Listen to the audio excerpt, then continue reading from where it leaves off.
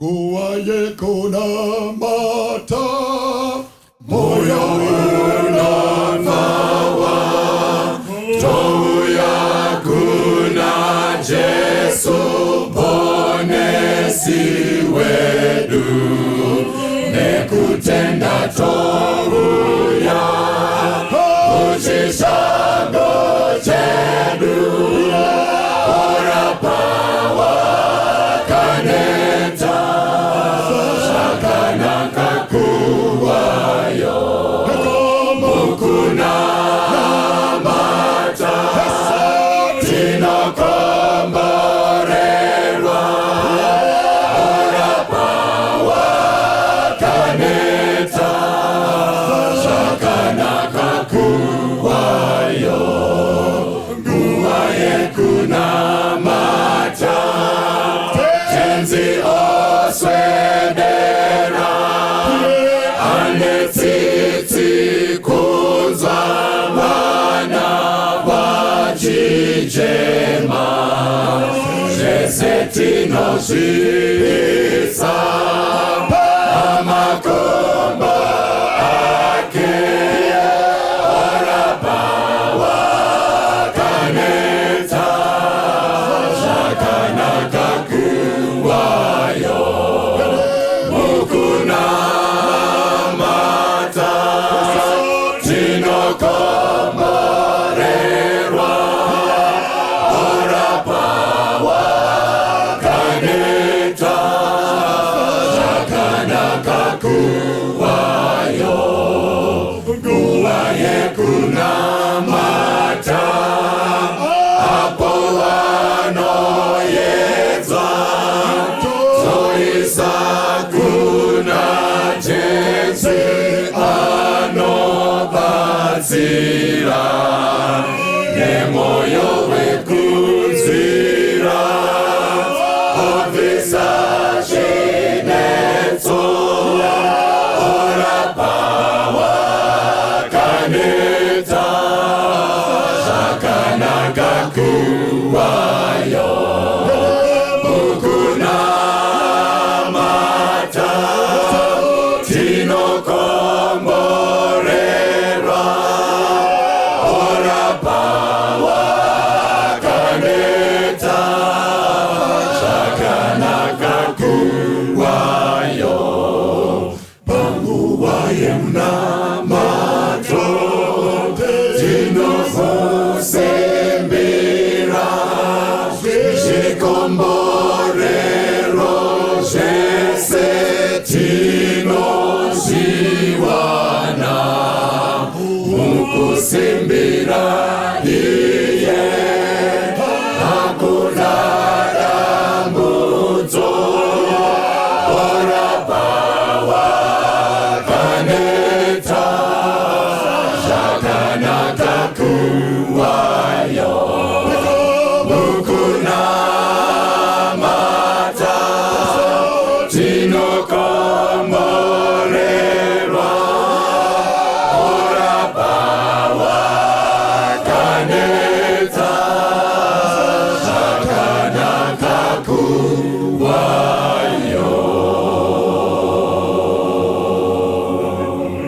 Jesu mnonore wangu, Muririo wangu, mbonesi munyara, tatimu matambuziko, Jesu mnonore wangu, muririo wangu,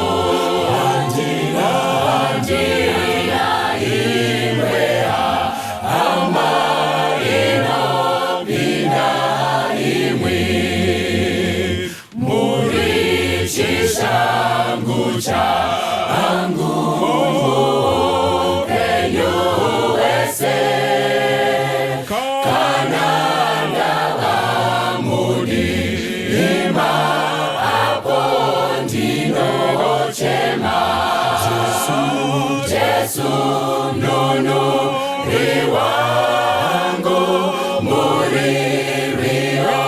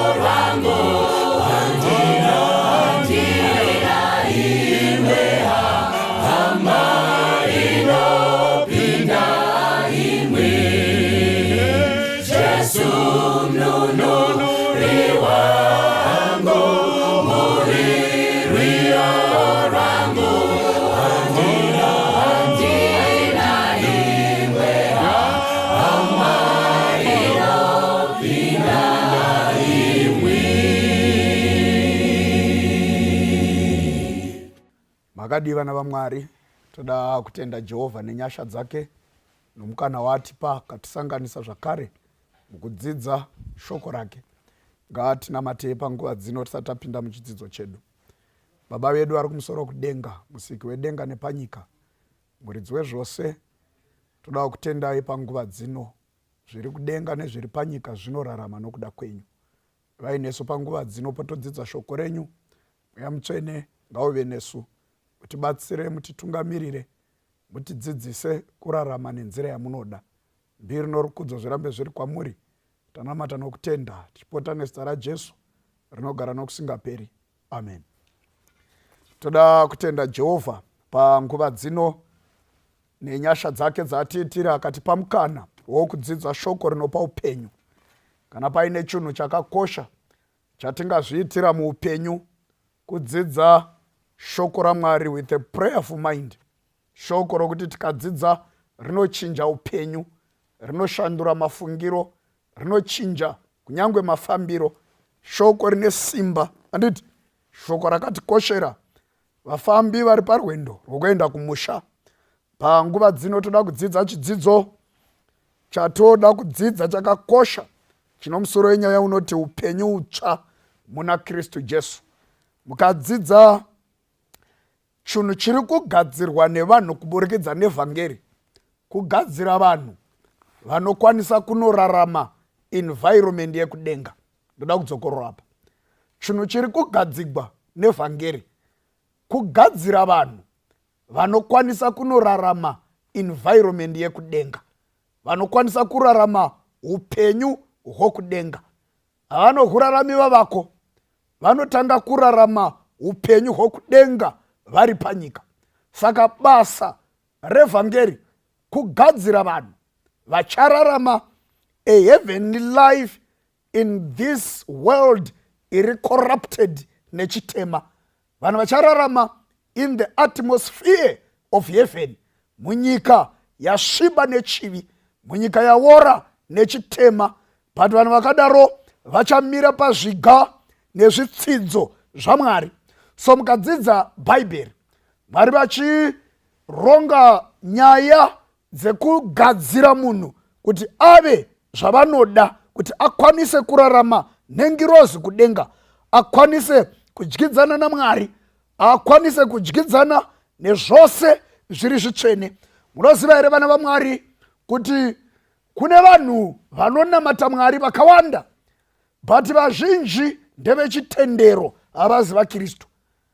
Kune vanhu vazhinji vari muchechi, vari mumachechi akatenderera akawanda chose. Vazhinji, they are not connected to Christ. They live a Christless life.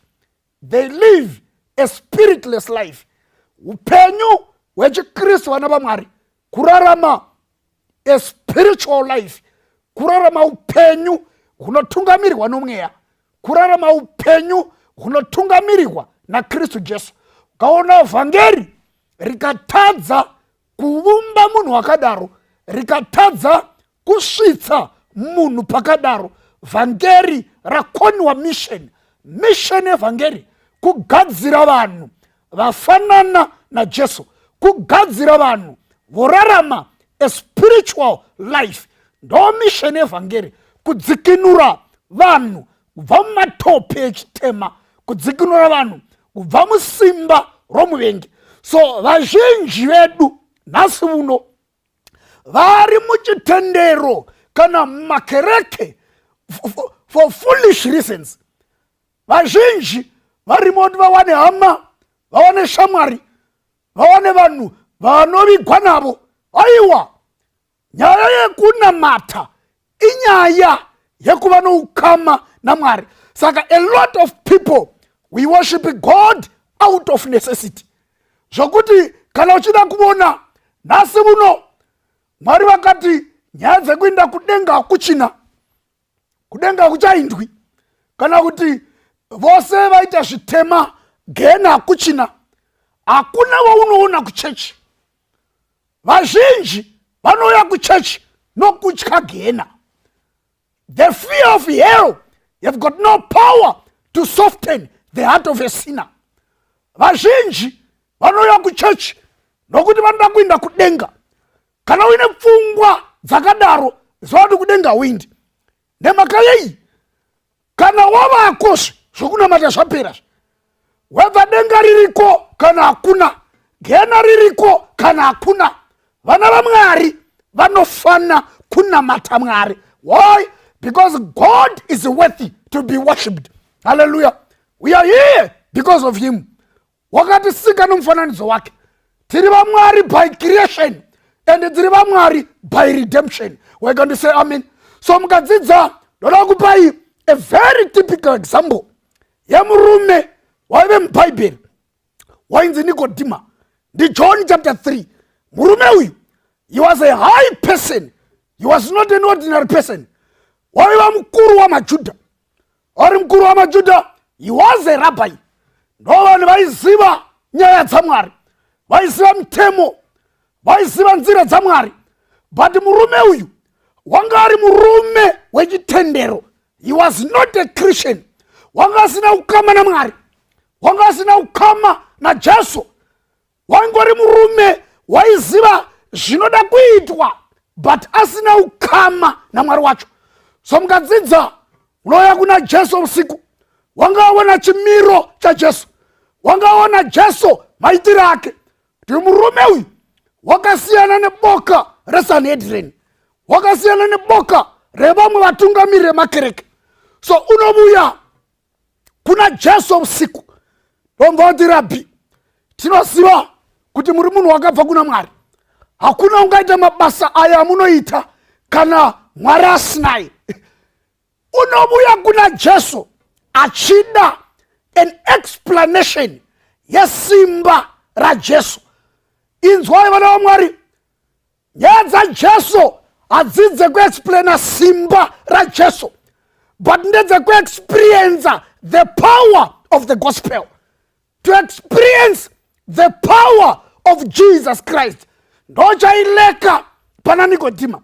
Waida an explanation asingazivi kuti aiwa explanation hayumponesi. Chinomponesa is to experience the power of Jesus Christ. Vazhinji vari muchechi havasati vaexperience simba raJesu rekuponesa. So unobuya kuna Jesu, Jesu unomutsanangurira kuti my friend, let me tell you, uri mukuru wavaJudha, uri rabhi, unopinza chechi but iwe denga upindi. Hallelujah. Unoziva chechi yanga isingatangi kana Nikodima asati asvika. Nikodima wanga asingapindi chechi, waipinza vanhu chechi, but achipinza vanhu chechi kudaro wanga asina ukama naMwari. Paanosangana naJesu ndo paanodzwa chimiro chake zvizere. Let me tell you my friend, right now unogona zviona semunhu ari right. Right now unogona zviona semunhu wakaperera pana Mwari. Chikonzero hausati wasangana naJesu. Paunosangana naJesu ndo pachaona kuti nyaya dzako hadzisati dzatanga, ndo pachaona kuti hausati waperera pana Mwari. Asangana naJesu kudaro, Jesu anomubudza, shamwari yangu, iwe denga upindiwe kana wasina kuberekwa nemvura nomweya. Panotaura pfungwa yandinoda ndepana verse 6. Verengai munhu waMwari. Inzwai kuti Jesu anoti chi kuna Nikodima pa verse 6. Verengai tinzwe. Verse 6. Terera verse. Chakaberekwa nenyama. Jesu unodza Nikodima kuti chakaberekwa nenyama inyama. Chakaberekwa nomweya. Uye chakaberekwa nomweya mweya. I like the point. Inzwai vanhu vaMwari. Christians are not made but they are born. MaKristu anoberekwa. Vanoberekwa nei? Vanoberekwa nomweya. Bhaibheri rataura kuna Nikodima, waudzwa chinoberekwa nenyama inyama, chinoberekwa nomweya mweya. Mwari watinonamata ndi mweya. Bhaibheri rinoti vanomunamata vanofana kumunamata mumweya nomusvokwadi. Kana tisatala vanhu vomweya tonamata Mwari nenzira isiyo. Saka pano unobudzwa mukomana, chinoberekwa nenyama inyama, chinoberekwa nomweya mweya. Vanhu vose the whole of humanity, we are born victims of our own nature. Tinoberekwa tiri muchitema, tinoberekerwa mumbereko yechitema. Zvose zvatinoita zvinoratidza chimiro chedu zvizere. We are born sinners. We are not made sinners by committing sin, but we commit sin because we are sinners by nature. Chatinogona sevanhu nemhaka yekuberekwa kwedu kubudisa chitema. Halo, kubudisa kubudisa chitema. Nemhaka yei nokuti ndo zvatiri. We are sinners by nature. Chaona, a mango tree does not produce mangoes to prove that it's a mango tree. It produces mangoes because it's a mango tree. Saka isu tinobudisa chitema nokuti ndo chiri matiri. Saka Nikodima unovudzwa, chinoberekwa nenyama inyama, chinoberekwa nomweya mweya. But Mwari wokudenga ngavavongwe. Bhaibheri rakazara nemasolutions ekugadzirwa kwomunhu naMwari kuti asvike panodiwa naMwari. Mwari vamataura in parables, vamataura munziyo, vamataura mumapoems, vamataura in prophetic visions, vaitaura nenzira dzakasiyana siyana kuti munhu awane panowisisa kuti anoponeswa sei.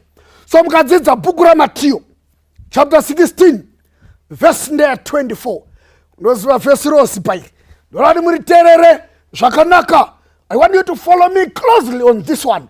Musarashika vatendi, hatimhanyi, toda kuti nyaya yedu ibude zvakanaka. Verengai munhu waMwari. Verse 24. Inzwa. Zvino Jesu akati kuvadzidzi vake. Jesu, ndoda kuti muone audience. Tarirai audience ya Jesu, vadzidzi, the disciples. Wakati kudii kwavari? Kana munhu achida kuuya shure kwangu, achida kuuya shure kwangu, ngaazvirambe, asimudze muchinjikwa wake onditevera. Why can't you say amen? Ndoda kuti muone audience yedu, vadzidzi. Jesu unovati kana munhu achida kuuya shure kwangu, ngaazvirambe otakura muchinjikwa wake onditevera. Jesu angavona kuti kamuteverero kevadzidzi akazi kekundida, but ndekekutsvaka mabenefits kwandiri. Varipo vazhinji nhasi vanonamata Mwari because vanoda mabenefits aMwari, havadi Mwari. Saka Jesu unozviona muvadzidzi kuti mateverere evadzidzi haasi eruponeso, mateverere evadzidzi haasi at the kingdom of heaven. Vari kutevera Jesu with an earthliness mind. Vari kutevera Jesu nepfungwa dzakazara nyika. Jesu akazviona ndobva avaudza vadzidzi, kana mada kuuya shure kwangu kunditevera, chokutanga zvirambei, chechipiri take up your cross and follow me. Hallelujah. Vadzidzi vari kuudzwa naJesu, pfungwa yatoda kubata panguva ino ipfungwa yekuti takurai muchinjikwa munditevere. Jesu wairevei achitaura pfungwa iyi? Apa mukadzidza Jesu angasati afa pamuchinjikwa. So zvazvinoreva, the cross was irrelevant to Christianity. Nekuti Jesu paitaura pfungwa iyi angasati afa pamuchinjikwa. Saka muchinjikwa wanga usina anything whatsoever to do with Christianity. Asi Jesu anoti kana mandida, mada zvekuuya shure kwangu, takurai muchinjikwa monditevera. Jesu wairevei? And remember, muchinjikwa uchigadzirwa haunei nezvekunamata Mwari. The cross is not an emblem, or was not an emblem of Christianity, but it was an emblem of mockery and death. Saka Jesu ari kuti kana mada kunditevera, vadzidzi, takurai muchinjikwa monditevera. Wosada kutevera Jesu ndo nyaya iyi.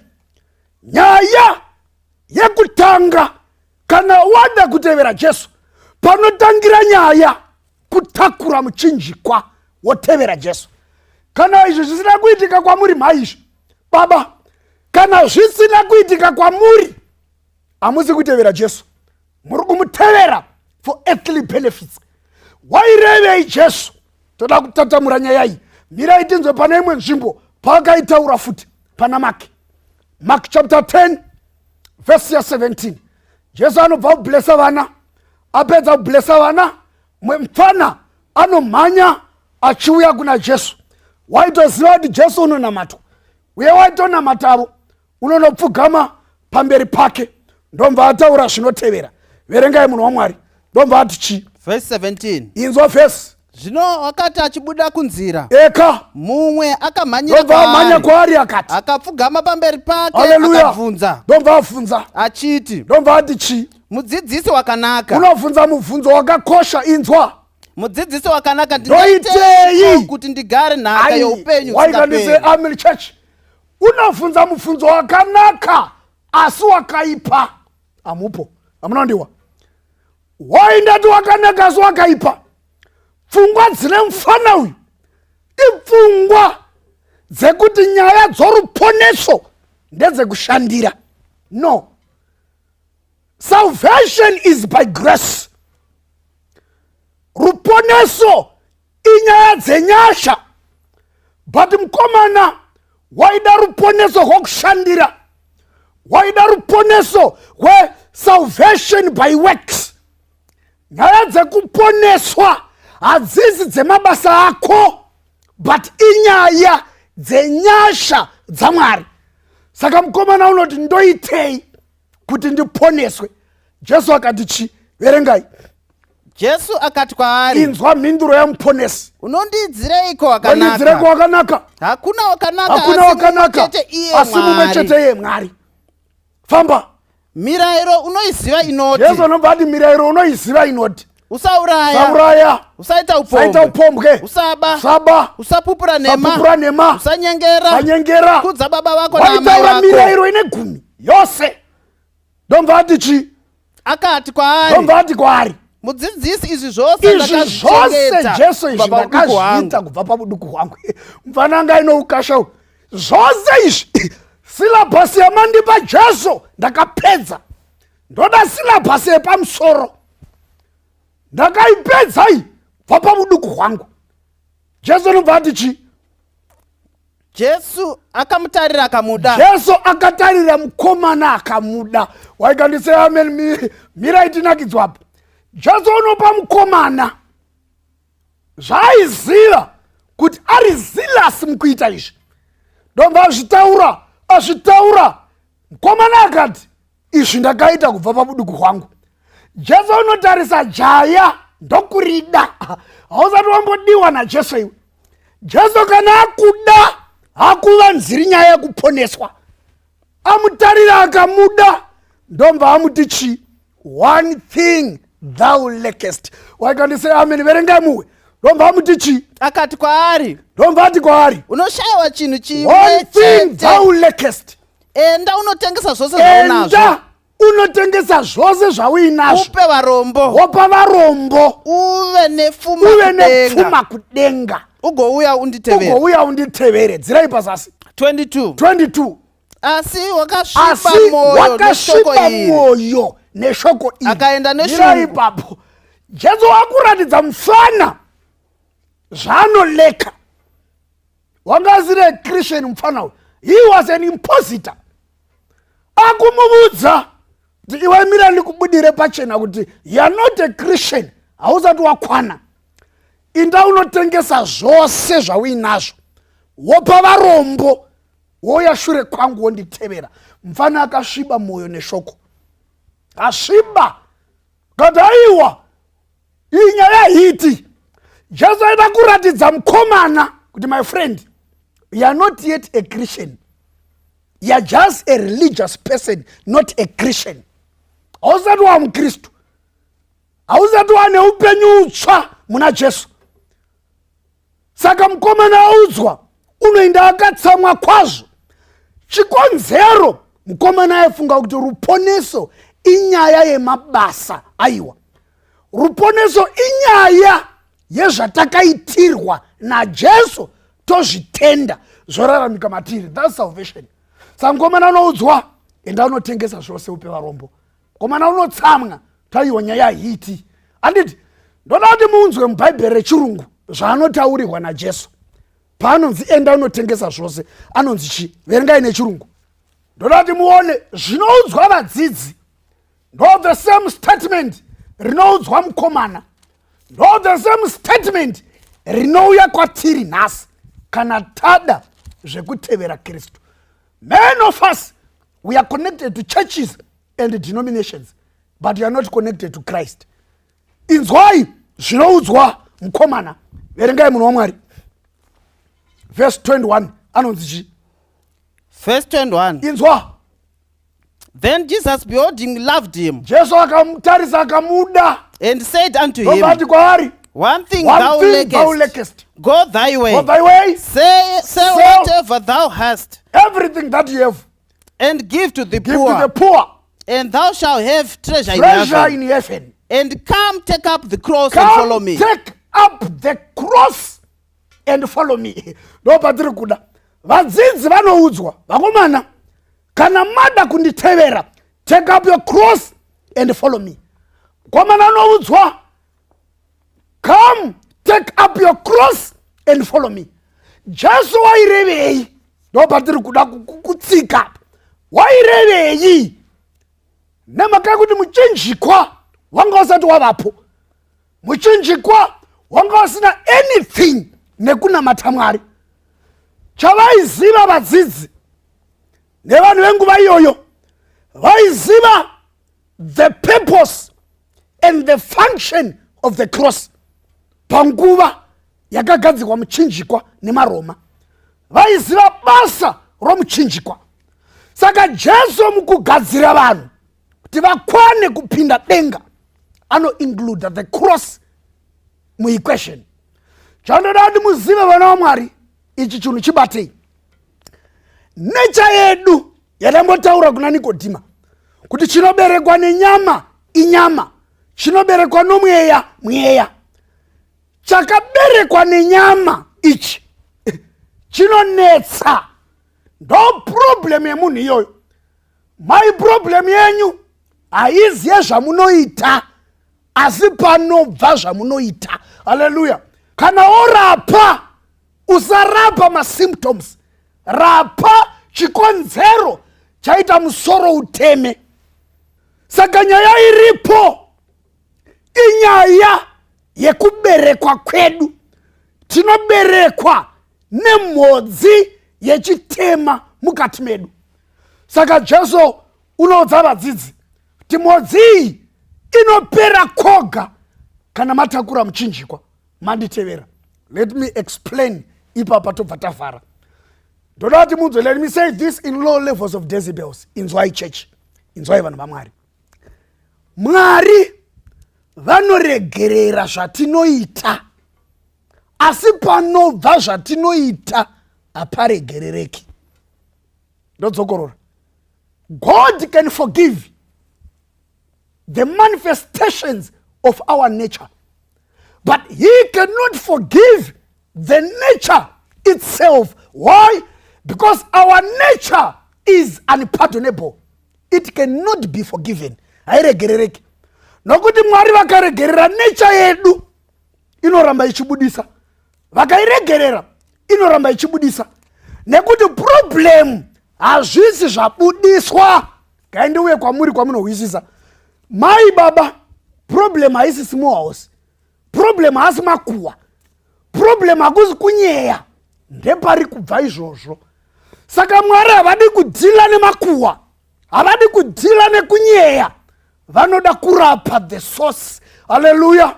Vanoda kurapa chi? Source pari kubva izvozvo. Saka chionai, the only way God can deal with the source is to kill the person and create a new person.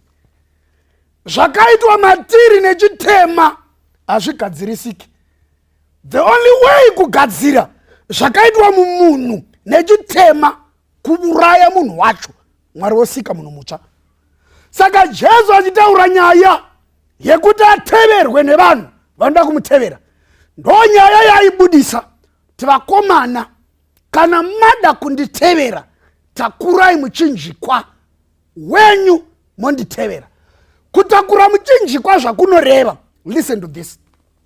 Panguva yechiRoma, munhu waiti kana atadza, apandukira society, aita mhandu yesociety, akondemiwa kuti afe, waitakuriswa muchinjikwa.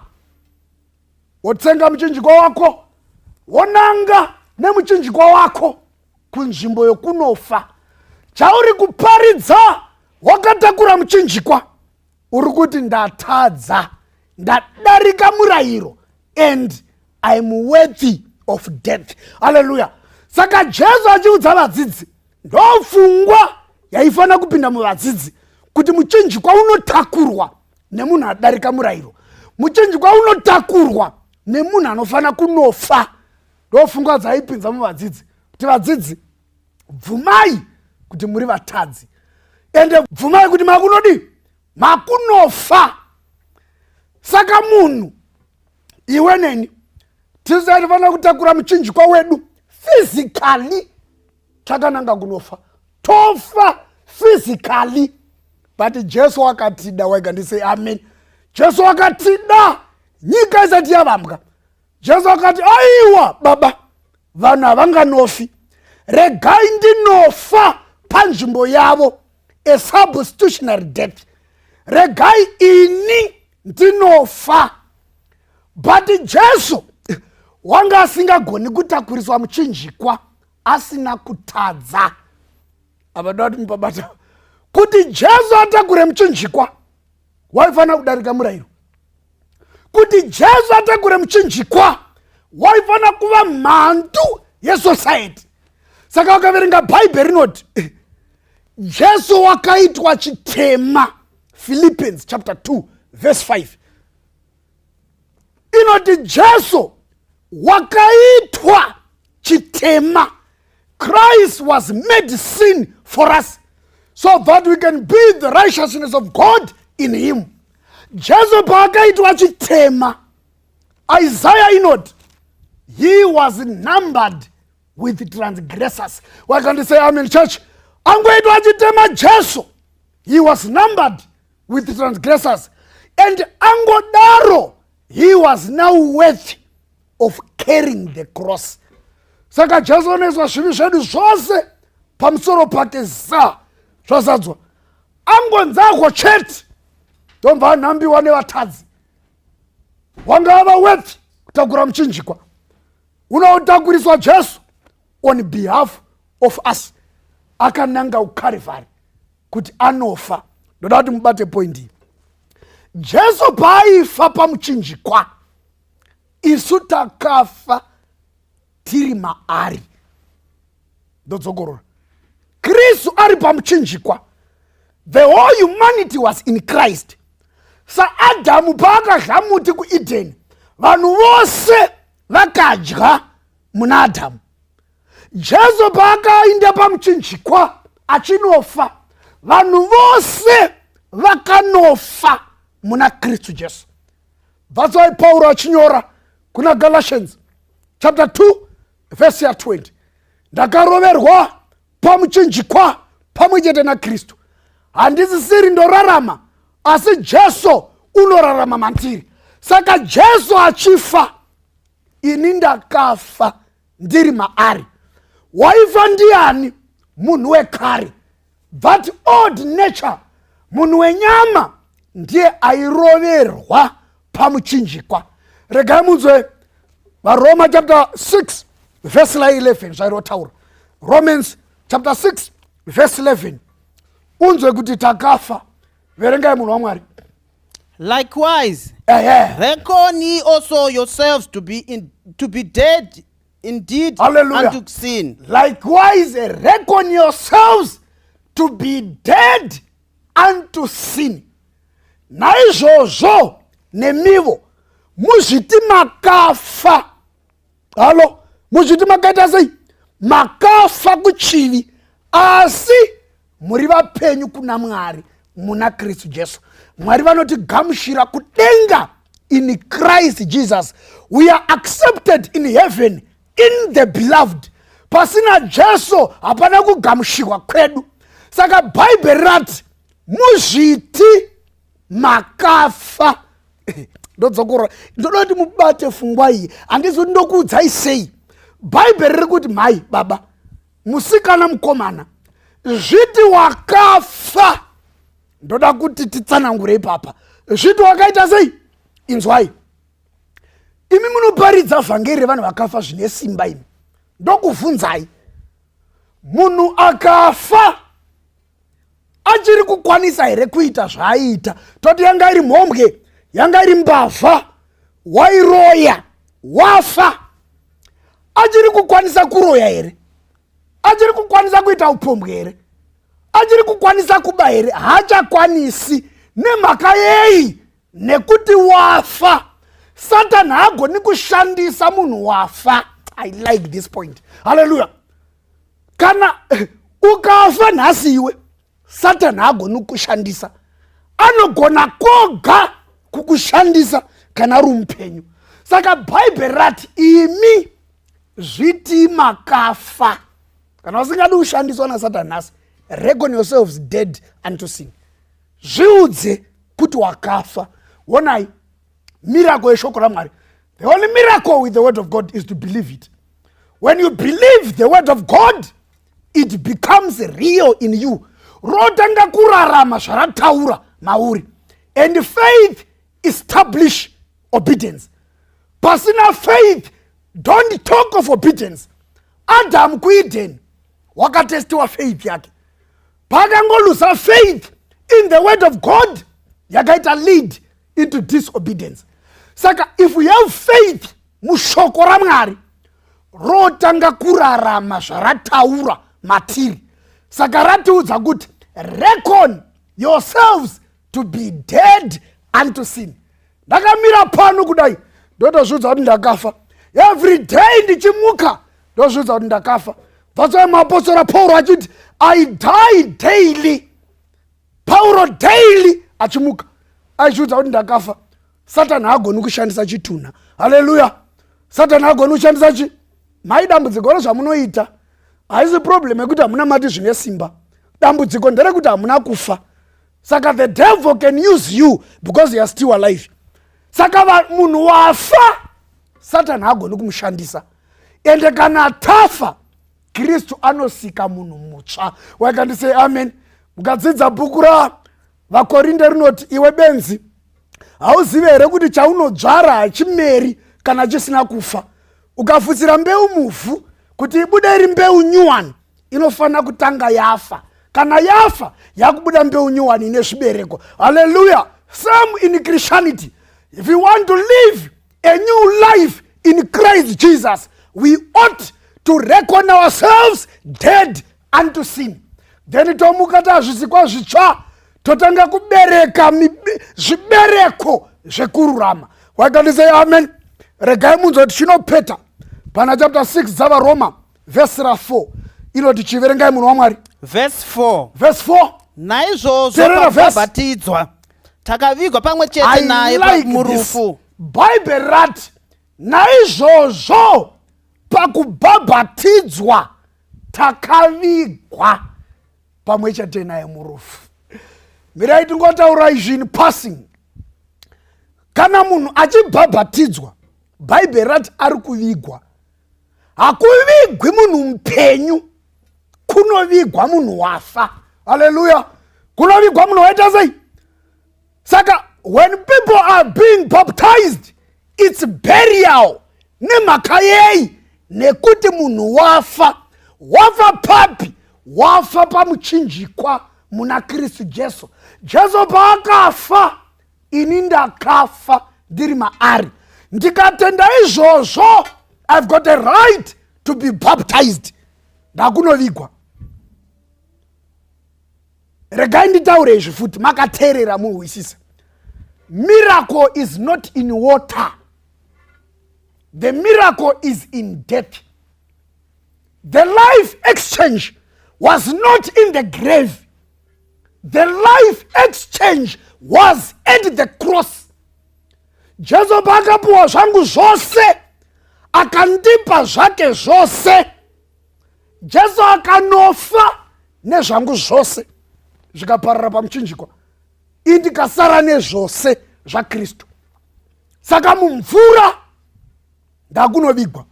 Anditi ndikadzira ine festival munhu waMwari inoti chi? Kuti saiye Kristu akamutsa kwababa nokubwinya kwababa, saizvozvo nesuwo tifambe neupenyu hutsva. Haleluya. Kana pasina kufa pana rumuko. Haleluya. Kuti pave norumuko panofana kutanga pafiwa. Saka kana tikafa tichafanana naJesu pakumuka kwake. Jesu parumuko hwake waiparidza kuti ndakurira chitema. Vose vachakurira chitema, chero vakafa vachamuka parumuko. Haleluya. Saka Jesu kumuka kwake kuri kuparidza kuti wakurira chitema. Dzira ine vhesi. Nokuti kana takava vamwe naye takafanana naJesu parufu rwake, tichadaro pakumuka kwake. Dzira inayo. Tichiziva izvi kuti munhu wedu wekare uyu wakaroverwa pamuchinjikwa pamwechete naye. Haleluya. Waikandise amen. Kuti munhu wedirai, munhu waMwari, munhu wekare waroverwa pamuchinjikwa pamwechete naJesu. Jesu paifa, munhu wekare waitiitisa zvivi ari matiri waifa. Anditi Bible roti kuti muviri wezvivi ushayiwe simba. I like this point. Inzwai mai vana vokumusha, inzwai. Muviri wezvivi unoshayiswa simba nekufa. Mai tifirei mugume makuwa. Tifirei mugume zvakaipa. Tifirei Satana ashayiwe chekushandisa. Saka tichiziva izvi kuti munhu wedu wekare wakaroverwa pamuchinjikwa pamwechete naye, kuti muviri wezvivi ushayiwe simba, tirege kuzova varanda vezvivi. Saka munhu wafa hachisiri muranda wechitema, nekuti Satana hagoni kushandisa munhu wakafa. Haleluya. Dzira ine vhesi munhu waMwari. Nokuti wakafa waruramiswa pazvivi. Zokora ipapo. Nokuti wakafa waruramiswa pazvivi. Nokuti wafa waruramiswa pazvivi. Dzira inayo. Zvino kana takafa pamwechete naJesu, tinotenda kuti tichararama pamwechete naye. Wakandise amen. Vakafa pamwechete naJesu ndo vachararama pamwechete naye. Jesu akurarama mukati mavo. Inzwai, munhu anenge orarama mukati medu, his nature can recoil against sin. Orarama matiri unosema chitema with a perfect hatred. Ndonzira yoga yekusema chivi mai. Ndonzira yoga yekusema chivi. You are an elder, but you still have a small house. Don't worry, my friend. That small house is not a problem. The problem is your nature, because hausati wafa. Uri muchurch, but uneva komana 21. Dambudziko havasi vakomana. Dambudziko musikana hausati wafa. Ukafa anotanga kurarama mauri anogudza toita mukomana 1. Uye hativati naye kana tisati tarohwa. Haleluya. Tendera Jesu ararame mukati mako. Anogona kurarama koga nekufa. Watenda kuti wakafa kwa paari kwa muchinjikwa. Jesu anoda kutanga upenyu pasina upenyu. Anoda kutanga kurarama his own life in you. Upenyu hunogamushirika pamberi paMwari. Vanhu vaMwari, upenyu kwa Jesu upenyu kusina chitema. Saka iye Jesu uyu akatanga kurarama matiri. Mwari pavanotiona vanoona Christ in us, the hope of glory, then we are accepted pamberi paMwari in the beloved. Saka inzwai, in closing, ndonzira yekutanga kutevera Jesu. The first step yekutevera Jesu ndekufa kuchitema. Kana tafa Satana hachagoni kutishandisa, nekuti Satana hagoni kushandisa munhu wakafa. Then kana zvadaro Kristu otanga a new life in us. Life inoita respond kuzvinhu zvekudenga. Life inoteerera kutaura kwaMwari.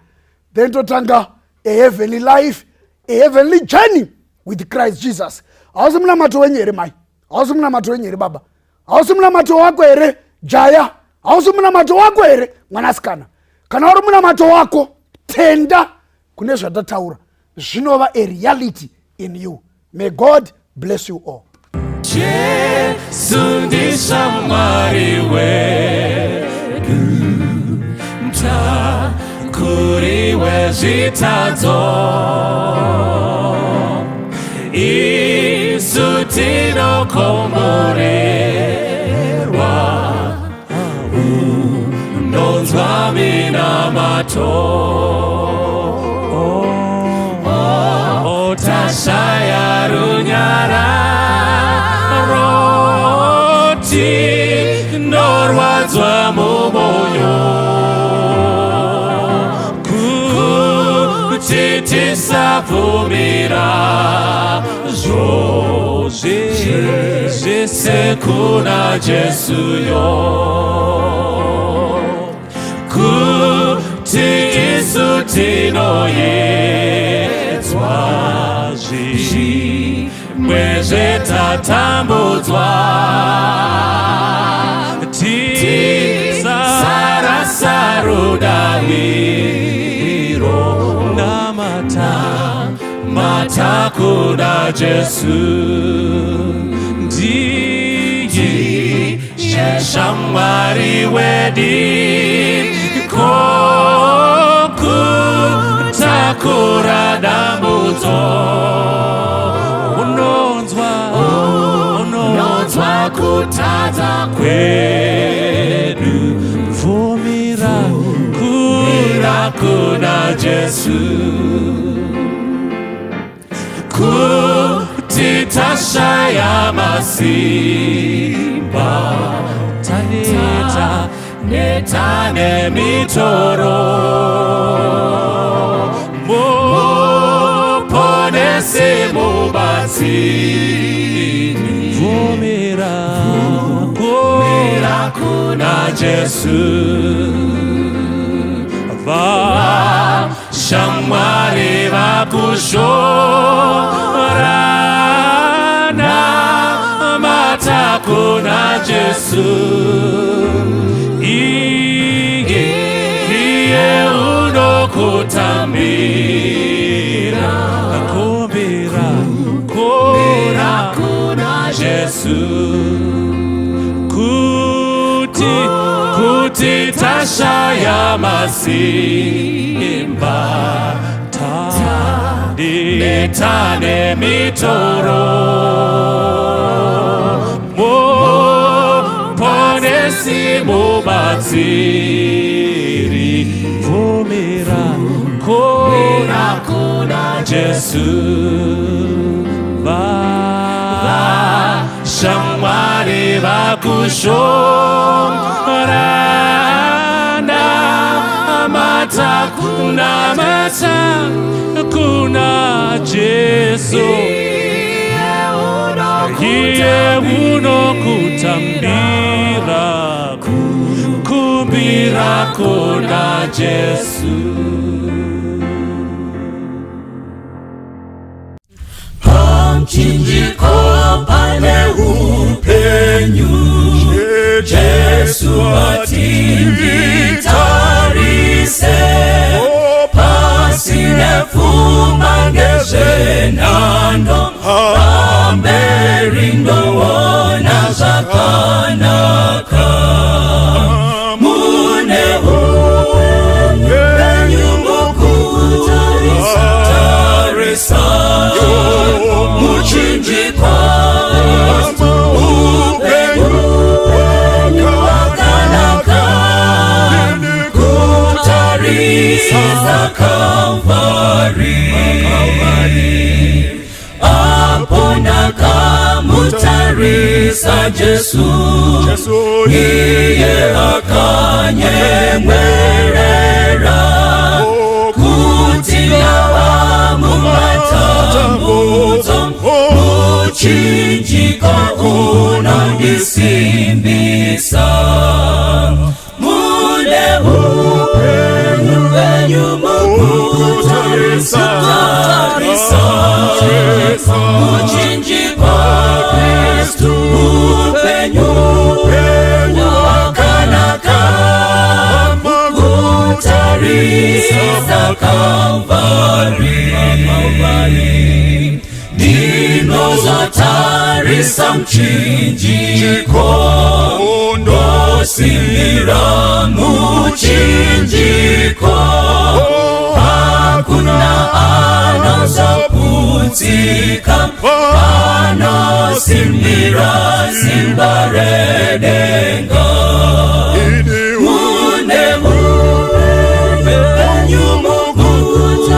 Tarisa muchinjikwa Kristu, hupenyu wakanaka kutarisa Kalvari, mune hupenyu kutarisa muchinjikwa Kristu, hupenyu wakanaka kutarisa Kalvari, hupenyu wakanaka kutarisa